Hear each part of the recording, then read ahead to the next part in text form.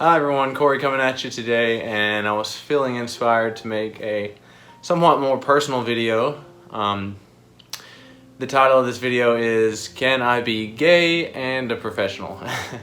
And it might sound like a silly question to some of you guys, but for me it was something that I really struggled with growing up and getting to where I'm at in my career. I grew up in Alabama, and my first job as a software developer was on a government contract. It was a very conservative environment, and I developed habits my first few years on the job that weren't healthy. I completely decoupled part of who I was and created this separate work persona that I would show up with that was completely inauthentic and was crippled in a lot of ways, but it was safe. And the reason I'm talking about this now is, last month, June 2020, was Pride Month, and I've been getting more active on LinkedIn, and I noticed some really negative and toxic comments. In one particular instance, I saw this individual.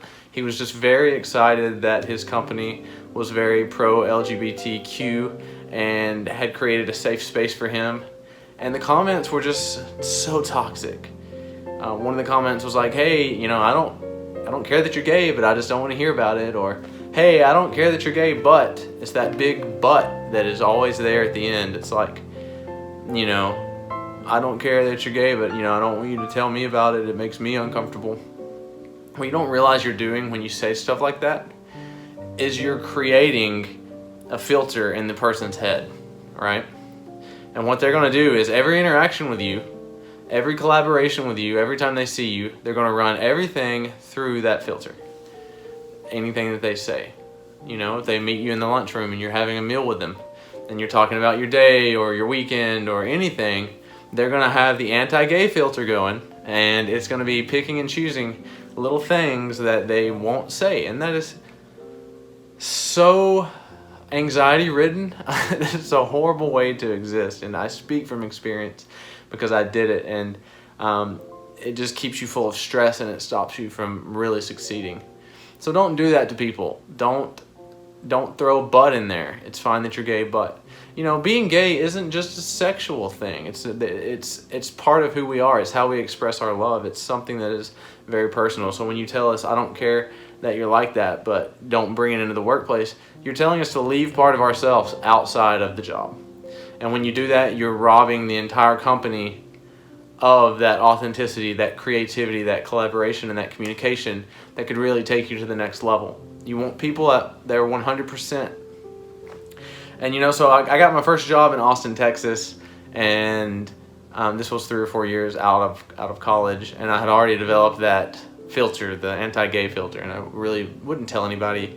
It was something that I felt a decent amount of shame over. And I remember being in the kitchen in my new job, and this woman that I worked with, her name's Jill Wilcox. Shout out to you, Jill. Just a beautiful soul. We were talking, and she just nonchalantly mentioned her wife. She didn't care what I thought. She didn't run it through a filter. She just said, yeah, me and my wife were, had dinner and we did this last night. And it blew my mind and it floored me. And because what I was seeing was someone who had completely integrated their work self and their authentic self. So ever since then, I've been working to do the same thing.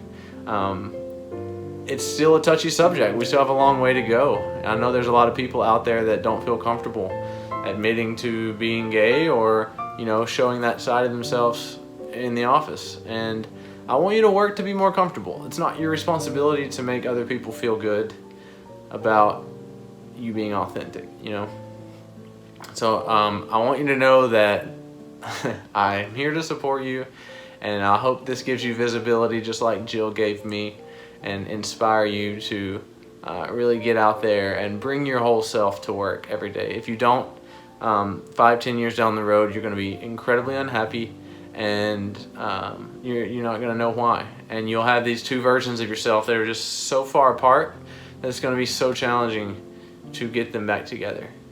So don't let anyone discourage you. There's some people that don't understand. If you're watching this and you're not LGBTQ, think about the things that you say, right? Think about how you're impacting other people in the way that they're going to communicate with you moving forward. This was something I carried around with me for a long time, and it really impacted the way that I interacted with my coworkers. I was never really present with them, and it was hard.